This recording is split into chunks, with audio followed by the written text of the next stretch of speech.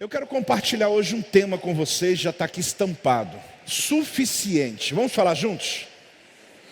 Mais uma vez?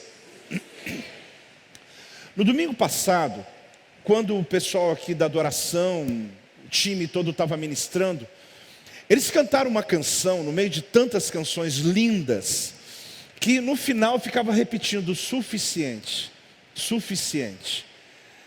Olha, aquela palavra entrou no meu espírito. Eu comecei a chorar sozinho. Apóstolo, você ora só por uma palavra? Palavra, atmosfera, melodia, ambiência. Era uma questão de um monte de coisa acontecendo. Mas aquela palavra era como se realmente o Espírito Santo estivesse me preenchendo, dizendo, olha, eu sou tudo o que você precisa. Aí eu fui começar a ler o texto bíblico, que é uma liberação para o mês de junho. Os irmãos sabem, inclusive agora em julho, nós vamos fazer 12 horas de adoração, amém, igreja?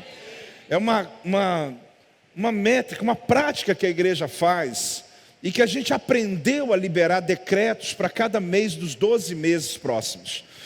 Aí eu fui ler o texto que está em Colossenses capítulo 1, versículo 18. Olha que tremenda a proclamação que no dia 1º, agora terça-feira, todo o Ministério Projeto Vida vai estar debaixo. Ele é o cabeça do corpo da igreja. Ele é o princípio, o primogênito de entre os mortos, para em todas as coisas ter a primazia. Em uma versão diz ter a preeminência. Olha que texto tremendo. Vamos ler juntos? Ele é o cabeça do corpo da igreja. Ele é o princípio, o primogênito de entre os mortos, para em todas as coisas. Cadê vocês? Ah, tá. Querido, esse versículo que eu quero ler, inclusive em outras versões, eu fui lendo, eu lembrei logo da palavra cabeça, Rosh, que é uma palavra hebraica que a gente usa Rosh Hashanah, cabeça do ano. E comecei a me lembrar sobre palavras que pudesse expressar essa pedra angular que Jesus é, o cabeça. Mas enquanto eu escrevia, aí o Espírito Santo me fez lembrar aqui da adoração. Aí eu dei o tema, suficiente. A verdade é que quando eu leio o texto de Colossenses, a carta inteira aos Colossenses, o que vem em minha mente é que Jesus, querido, Ele é esse cabeça, Ele é o princípio, Ele é o primeiro em tudo. Na verdade, Ele é suficiente na minha vida. Ele é tudo o que eu preciso. E é sobre esse Jesus que eu quero pregar nessa noite.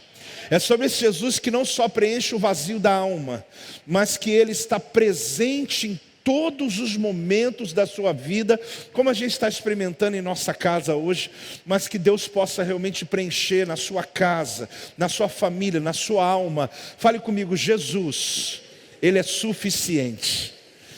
Olhe comigo, eu vou ler outras versões, eu queria que você só ouvisse e acompanhasse no telão. Perdão. Ele é a cabeça do corpo, que é a igreja. Ele é o princípio, o primogênito dentre os mortos, a fim de que, em absolutamente, tudo tenha supremacia. Olha a próxima.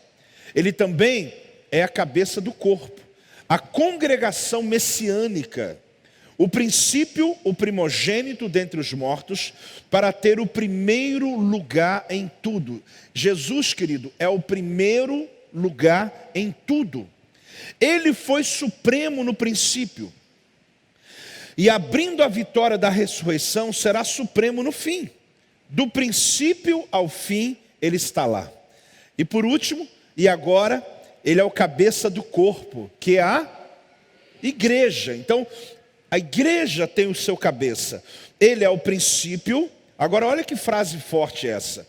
Ele é o primeiro a nascer dentre os mortos. Quer dizer, Ele foi o primeiro a ressuscitar.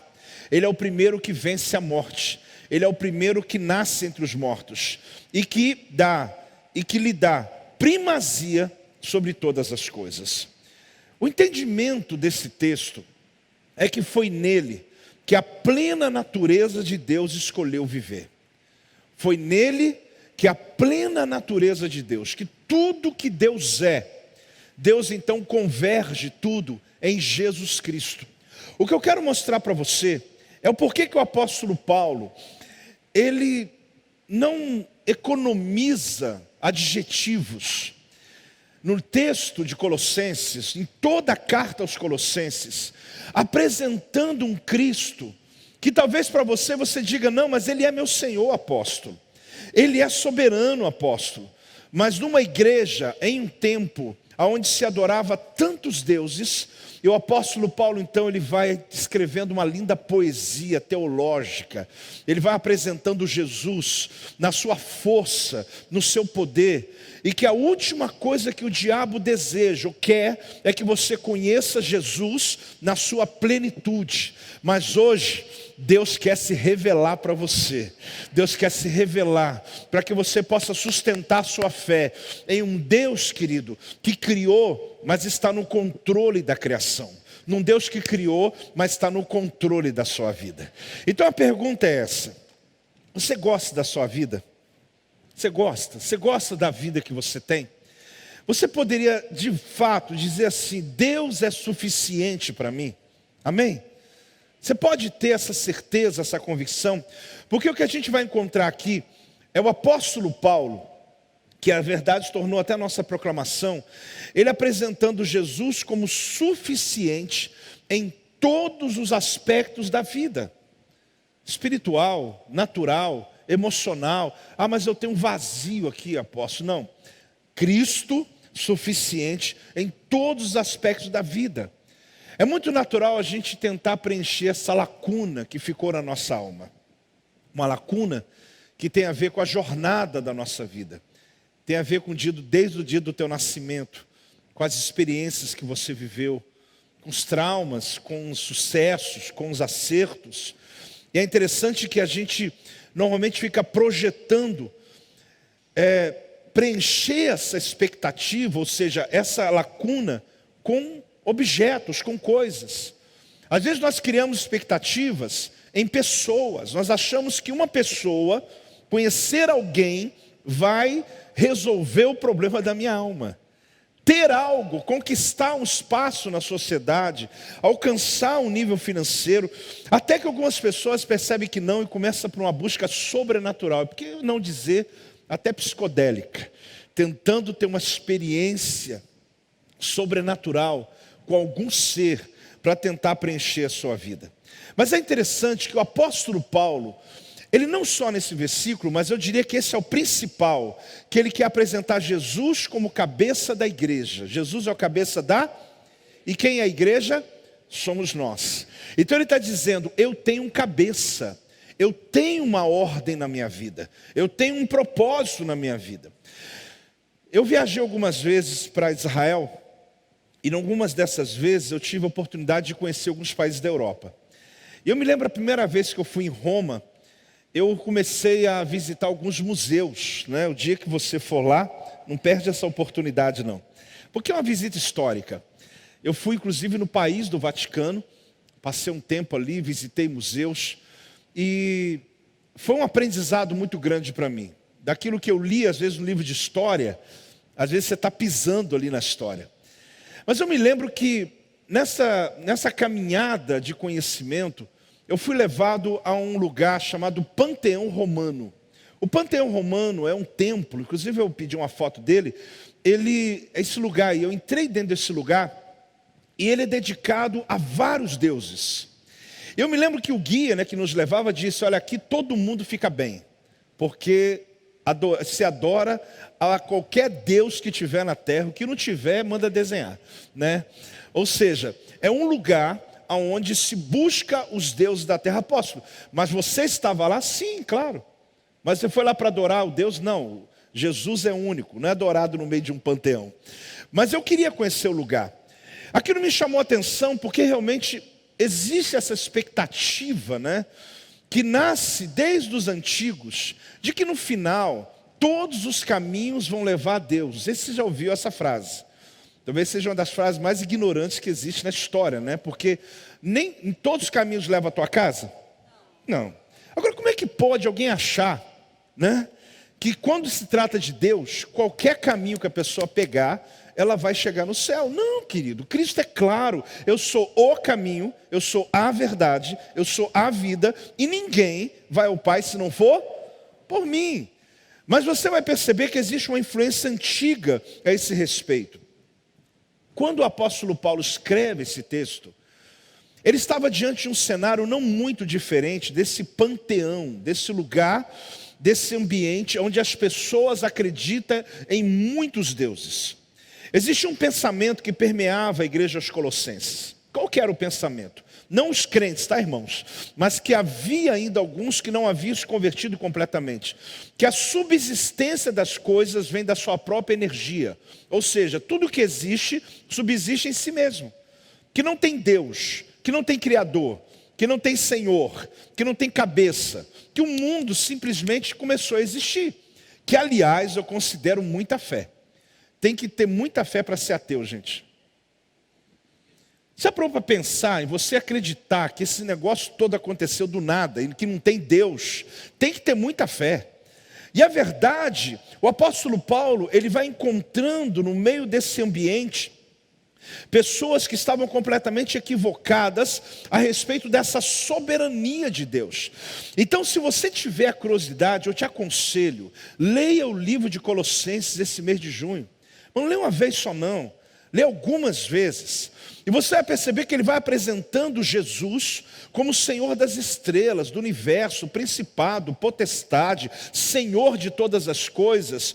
E o apóstolo Paulo mostra que ele controla todas as coisas e que tudo ainda está vivo porque Jesus tem finalidade. Porque quando não houver finalidade, tudo acaba. Então ele mostra um Jesus que é suficiente para sempre. Agora, quando nós lemos esse texto anos depois, a gente diz, será que essa verdade precisa ainda ser pregada? Olhe bem, gente, como o ser visível, transitório, a criatura pode originar-se de si mesmo?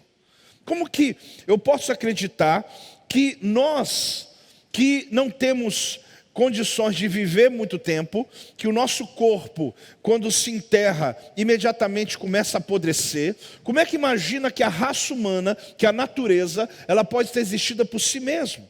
Como é possível aquilo que se decompõe constantemente tem uma substância em si mesmo?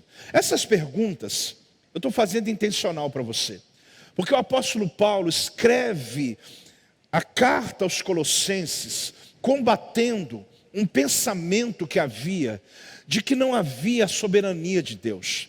Por isso, quando eu leio hoje, ele é o cabeça do corpo da igreja, ele é o primogênito de entre os mortos, ele é o princípio de todas as coisas, para que ele tenha primazia em tudo. Nós estamos adorando a Deus com um texto bíblico, reconhecendo quem é Jesus sobre a nossa vida, e trazendo luz a tantas pessoas que até hoje carregam sobre elas o ensino. Eu estou aqui por um acaso, vou morrer, não sei para onde eu vou. Não, querido, você é parte de um propósito de Deus. Tem um cabeça sobre a tua vida que é Jesus. Ele é Senhor sobre o universo. Tudo está convergindo nele, e todo o projeto de Deus está um complô para favor da sua vida, para que todo o propósito e destino de Deus venha acontecer na tua existência na terra. Quem está recebendo, dá uma salva de palmas ao Senhor, dá um glória a Deus aí em nome de Jesus, aleluia. Então, lembrando alguns textos, o universo tem nele a trajetória. Vamos falar juntos? O universo tem nele a trajetória. Apóstolo, mas essa palavra, esse texto é tão distante do problema que eu vivo hoje na minha casa. Calma, olha o que Romanos diz, 11:36. Porque dele, por meio dele, para ele são todas as coisas. A ele, pois, a glória eternamente. Amém. Olhe bem o que você vai aprender mais. O universo tem nele a existência. Olha o que o apóstolo Paulo diz em 1 Coríntios 8:6. Todavia, para nós não há um só Deus, o Pai, de quem são todas, para nós há um só Deus, o Pai, de quem são todas as coisas e para quem existimos. E um só Senhor, Jesus Cristo, pelo qual são todas as coisas, e nós também por Ele. Você vê que só há um Senhor. Olhe bem o que diz agora: o universo tem nele a substância. Colossenses capítulo 1, versículo 16.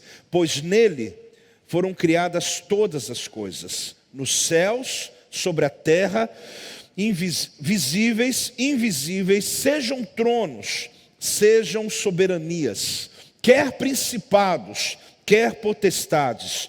Tudo foi criado por meio dele e para ele. Tudo converge nele. Aprove a Deus que nele residisse toda a plenitude. Não olhe para aquele Cristo da cruz como um coitado. Para de olhar assim.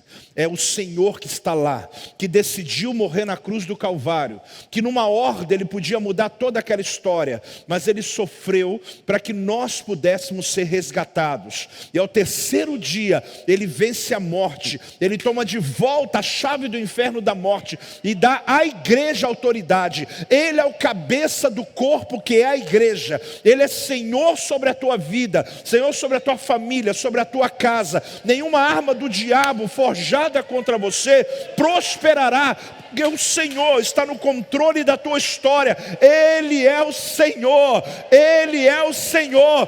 Pode dar uma salva de palmas ao Senhor. Ele é o Senhor. Se eu ficar aqui por minutos falando do quanto Ele é Senhor, para mim já é o suficiente de subir esse altar hoje e poder glorificar o nome dEle. O apóstolo Paulo diz: Ele é a cabeça do corpo. Vamos repetir? Ele é a cabeça do corpo. Rocha, pedra angular, cabeçalho, né? Fonte, origem. É a força sobrenatural que controla o destino. É a cabeça. Então ele apresenta exatamente nessa condição. Olhe bem, ele se torna nosso cabeça quando nós nos tornamos o quê? Igreja. E nos tornamos igreja quando nos convertemos. O dia que você declarou assim: Jesus, Tu és o Senhor e Salvador da minha vida. Quem já fez essa oração? Porque quem não fez, faça hoje. A Bíblia diz que o teu nome é escrito no livro da vida. Naquele momento, querido, você faz parte da igreja de Jesus. A igreja aqui não se refere ao projeto vida, se refere à igreja de Jesus. Agora, se é a igreja de Jesus, eu posso ser igreja sem estar numa igreja? Não. Porque a igreja onde nos reunimos representa o ambiente onde o cabeça que é Cristo nos ordena, nos direciona. Então tire da tua mente a possibilidade de dizer assim: não, mas eu sou crente, mas eu fico em casa, não preciso de pastor, não preciso de igreja. Isso não está na Bíblia, querido. Na verdade, quando você se converte, você está fazendo parte de uma comunidade. Ali você entra debaixo da cobertura das bênçãos, profecias que são liberados sobre aquele lugar. Agora é verdade, o que é conversão? O que significa conversão? Eu escrevi uma frase para você entender. Deus toma o que está inacabado em você e transforma em quem você vai ser. Então, a conversão na vida de uma pessoa, querido, essa metanoia, que é uma palavra grega, é Deus tomando você, tudo que está inacabado, e projetando você para ser o que Deus desenhou. Digo mais, significa dissipar posições antigas, ver novas perspectivas, desbloquear o verdadeiro potencial. Então, quando uma pessoa se converte, algo muda, sim ou não? Às vezes eu penso assim: apóstolo, alguém pode pensar: apóstolo, mas como eu vou saber se eu me converti? Você vai saber. Porque antes você cometia algumas coisas e não tinha peso nenhum. Hoje você pode até fazer, mas tem uma voz dentro de você dizendo para que você não faça. Porque quando você aceita Jesus, o Espírito Santo habita em você. Existem lugares que você se sentia bem, você não se sente bem mais hoje. Às vezes você nem sabe o motivo. Existem pessoas que você ficava horas com ela conversando e o assunto acabou. Quem está entendendo? Aí você fala: fulano de tal ficou chato. Não, você que ficou mesmo. Em outras palavras, na verdade é você que não tem mais prazer naqueles assuntos. Você não tem mais prazer ficar horas em determinado ambiente. Talvez você nem via a hora passar. Por quê? Porque dentro de você habita o poder do Espírito Santo de Deus. E ele te incomoda. No Antigo Testamento tinha que ter lei, porque o Espírito Santo não estava nas pessoas. Então elas tinham que ir ali na lei. Mas você, querido, pode ter se convertido, ou estar aqui na igreja há um mês e falar assim: eu nem sei o que não pode fazer. Você sabe sim, porque o Espírito Santo te revela. Ele te incomoda. Às vezes você está no lugar, ele fala com você: não fica aqui mais não. Você finge que não ouve, mas ele fala com você. Amém, igreja? Então a conversão faz você fazer parte da igreja. E quando eu faço parte da igreja, eu tenho cabeça que está sobre a minha vida.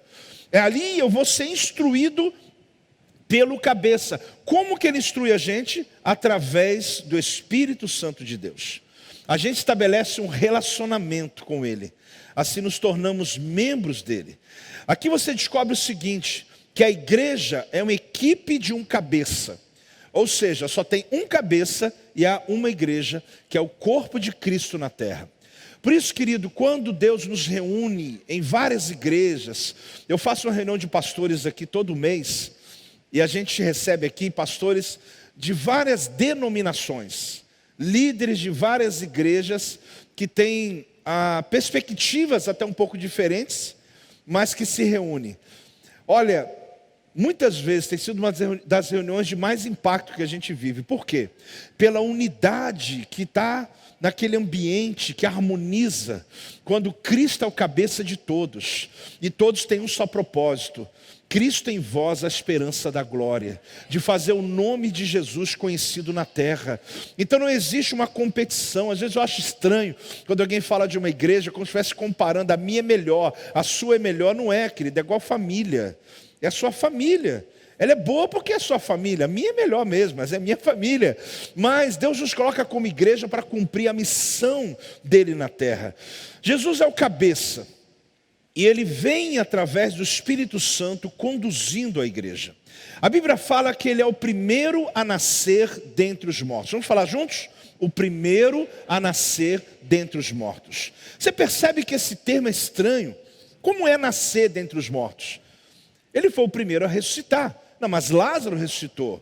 A Sunamita, ou então teve lá o filho dela, mas eles foram ressuscitados pelo poder de Deus. Mas Cristo, ele mesmo enfrentou a morte, ele mesmo ressuscitou, ele mesmo venceu. Onde está, ó morte, a tua vitória? Onde está, ó morte, o teu aguilhão? O aguilhão da morte veio contra Jesus, mas ele venceu na cruz do Calvário, tornando o primeiro a nascer entre os mortos, abrindo o caminho para mim e você, para eu e você, para que nós possamos entender que nós somos a igreja dos ressuscitados. Olha o que diz a palavra em Colossenses 3:1. Portanto, se fostes ressuscitados juntamente com... Olha bem, eu vou deixar você olhar o texto. Colossenses 3:1. Portanto, se fostes ressuscitados juntamente com Cristo, aí diz assim, olha: buscai as coisas lá do alto, onde Cristo vive, assentado à direita de Deus.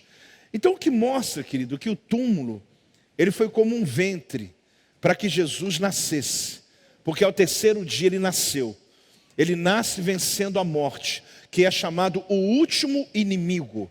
E ali, quando o apóstolo Paulo coloca Jesus como sendo o primeiro em tudo, origem, cabeça, aquele que cria, aquele que sustenta todas as coisas, o primeiro a ressuscitar, o primeiro a receber o corpo glorificado, ele abriu o caminho para nós.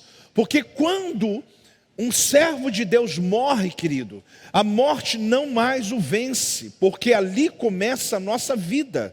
A nossa morte é o nascimento para a eternidade, porque Jesus Cristo venceu a morte.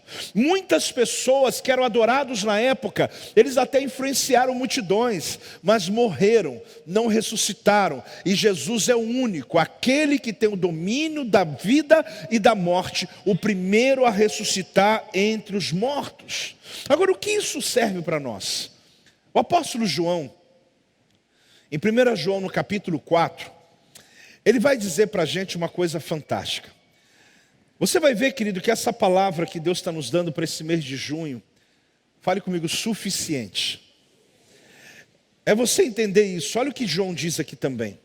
1 João 4,4: filhinhos, vós sois de Deus e tendes vencido os falsos profetas, porque maior é aquele que está em vós do que aquele que está no mundo. Sabe o que significa isso?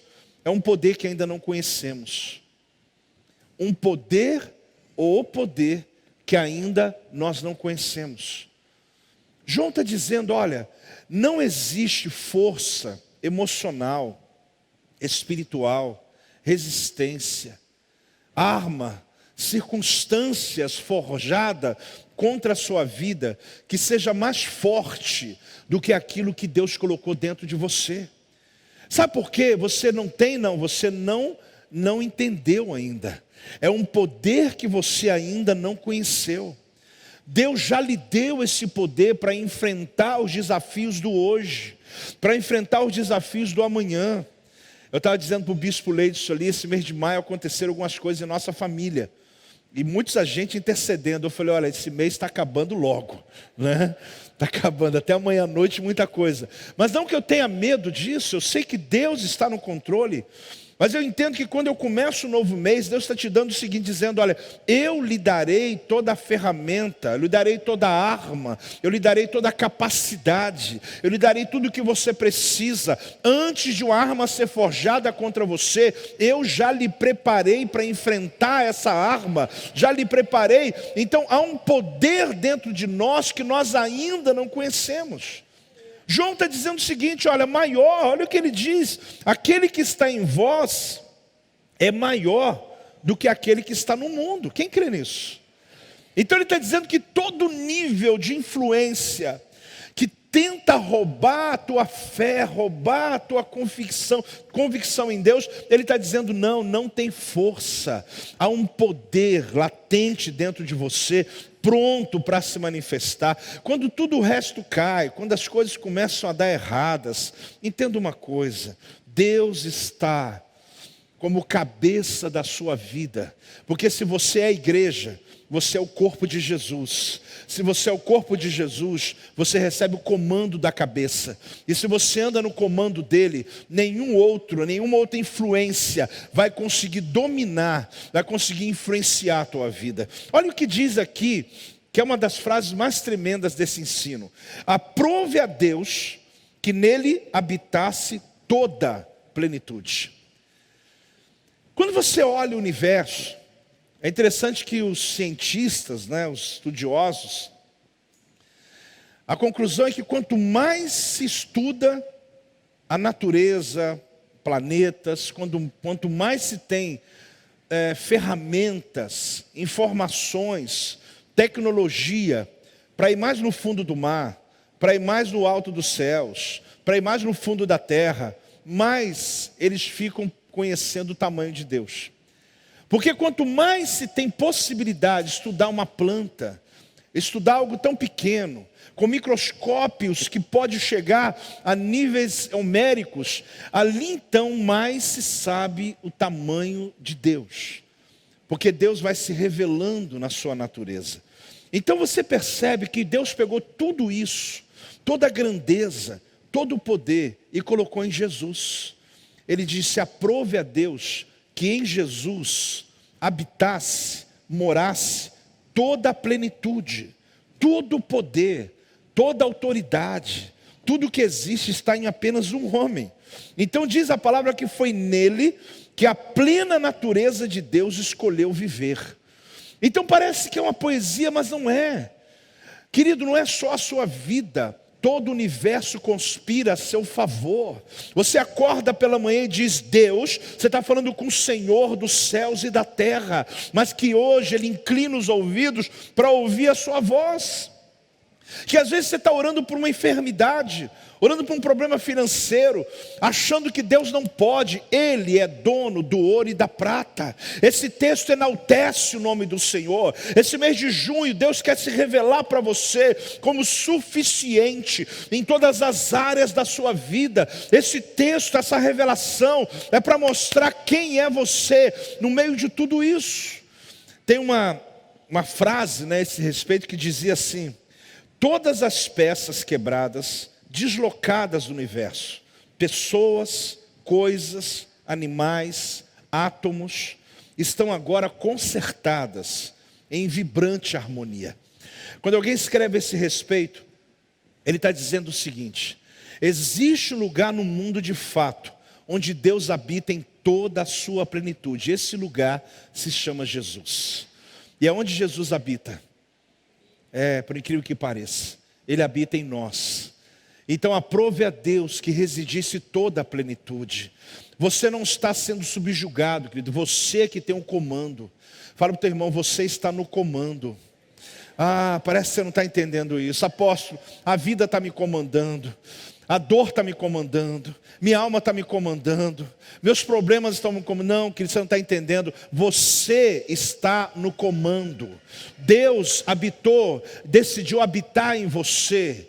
Deus te deu autoridade sobre todas as coisas. Ele diz: onde pisar a planta do teu pé será vosso. Onde colocar a tua mão você vai prosperar. Onde você liberar a tua palavra eu farei. Você está no comando. O diabo quer roubar de você aquilo que Deus lhe deu. Eu não vim aqui enaltecer o homem, eu vim aqui enaltecer o Deus que habita em nós, o Senhor sobre todas as coisas. Você está no comando dessa enfermidade, você está no comando desse problema da tua alma, você está no comando sobre todas as áreas da sua vida. Deus colocou você no comando. Tem alguém recebendo? Dá uma salva de palmas ao Senhor, dá um glória a Deus. Fale comigo, suficiente. Eu quero apresentar algumas coisas a vocês, para vocês entenderem por que o apóstolo Paulo, ele escreve sem economizar adjetivos sobre Deus. Há uma influência no mundo chamado panteísmo. A palavra pan é tudo, teísmo, crença em Deus. É como se você dissesse que tudo é Deus. É interessante, eu tenho algumas fotos que eu pesquisei. Nessa perspectiva do panteísmo, olhando o universo, diz que é uma crença de que absolutamente tudo e todos compõem um Deus abrangente. Deus está na estrela, Deus está no mar, são emanações. Você fala, apóstolo, mas isso ninguém acredita. Não, isso muita gente acredita. Muita gente olha para um animal, para a natureza, para uma árvore e começa a adorar uma árvore. Adora uma rocha. Adora o oceano, leva oferendas para o mar, leva oferenda não sei para onde, porque acredita que a natureza é Deus, mas não, Ele é o Criador, Ele é Senhor sobre ela, mas a natureza não é o próprio Deus. Então o panteísmo, ele traz essa visão que é um Deus abrangente, imanente, ou que o universo e a natureza são o próprio Deus, são idênticos, representando o próprio Deus. Então sustenta essa ideia. É uma crença que Deus está em tudo.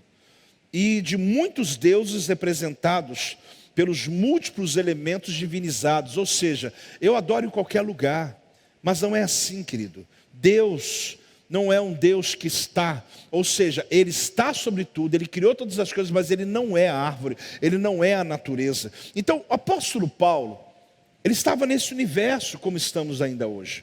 Um mundo religioso, filosófico da época, que via um Deus como um mar infinito, que ali dizia que ele se movia em emanações, mas que alguma dela é o Deus, mas que existiam também outros deuses.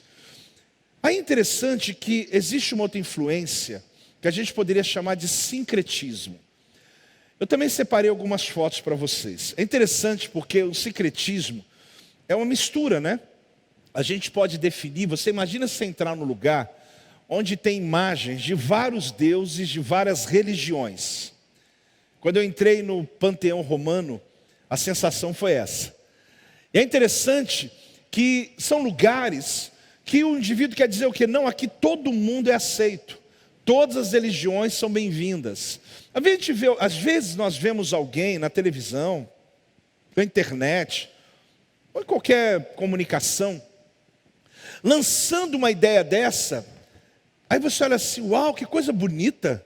Irmãos, pode ser até bonito, mas na verdade, Jesus não se compara a nenhuma dessas influências sincretistas.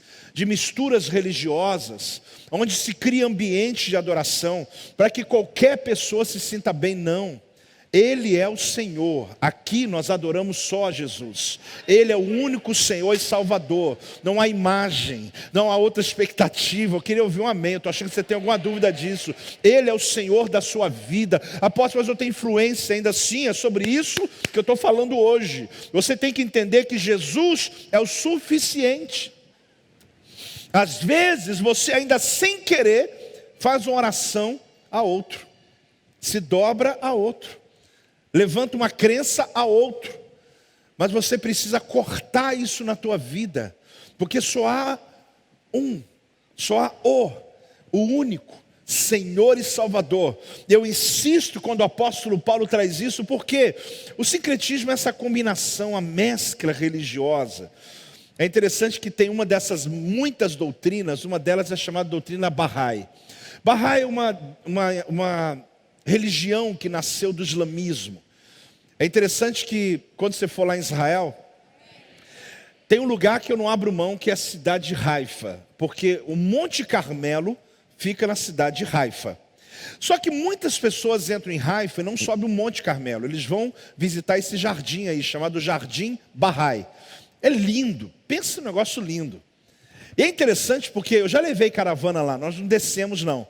A gente olhou de cima, o pessoal tira foto e tal, porque é uma visita histórica. E é interessante porque esse Jardim Bahá'í, ele faz parte de uma religião que diz que existe a unidade de Deus. Eles pregam a unidade das religiões e a unidade da humanidade. Ou seja, todo mundo, todos os deuses, o que tiver está bom. E ali tem um lugar das pessoas ficarem ali fazendo as suas orações. É uma seita chamada Bahá'í. Por que eu estou colocando esses assuntos?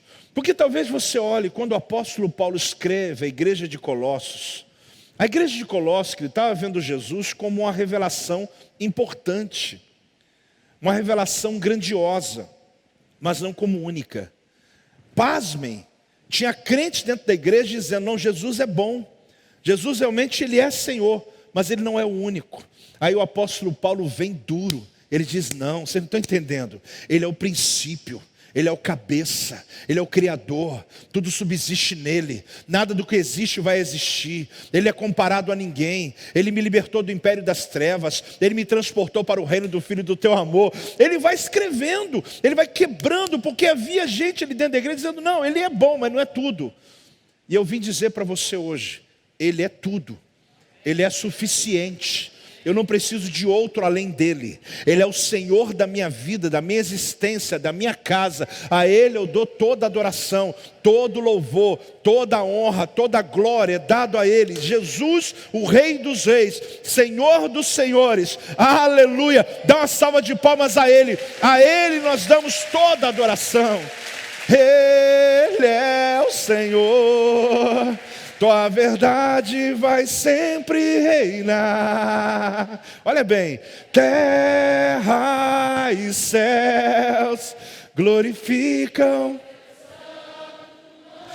Olha bem, não é gostoso cantar isso? Aí eu cortei você, né? Ah, eu sei. É só ativar. Não é só pela melodia, pastor Rafael. É pela frase que a gente está dizendo. Às vezes eu acordo pela manhã, eu já venho ali, Ele é o Senhor. Ah, querido, não é só emocional, é uma suficiência, é uma presença. Às vezes eu tomando banho, apóstolo, mas pode? Pode. Porque a gente pensa que pelado não pode adorar a Deus, né? Eu estou lá, tua verdade vai sempre reinar.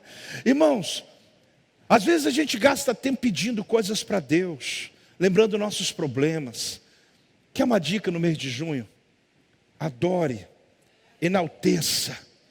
Leia o livro de Colossenses e comece a dizer, Ele é meu Senhor. Ele é o princípio. Ele é o primogênito de entre os mortos. Apóstolo, mas a minha dor, minha dívida, minha, esquece o minha. Comece a exaltá-lo. Comece a glorificá-lo. Você vai ver que a tua casa vai ser invadida pela presença. Você vai ver que a tua vida vai ser tomada por uma convicção. Eu estou lhe dando uma dica para esse mês de junho, querido. Ele quer se revelar como o seu suficiente. não só como alguém que responde aos teus problemas. É claro que Ele faz isso, mas não use Deus para resolver problemas. Mas entre na presença dEle. Muitas religiões, a igreja aos Colossos, na cidade de Colossos, estava passando por uma crise. Mas graças a essa crise, nós ganhamos uma carta maravilhosa, chamada Carta aos Colossenses. Para os estudiosos de plantão, o apóstolo Paulo nunca pisou nessa cidade. Ele pregava em Éfeso. 4 rapazes se converteram em Éfeso e abriram a igreja de Colossos. E um dia falaram assim: Paulo, tem uma igreja tua aqui que você não conhece. Imagina você abrir uma igreja numa cidade que você nem foi. Já aconteceu isso comigo. Aí ele escreve uma carta, porque eles começaram a mostrar as dúvidas e dá para a gente essa carta linda. Aí ele vai dizendo o que eu acabei de dizer: Ele nos libertou.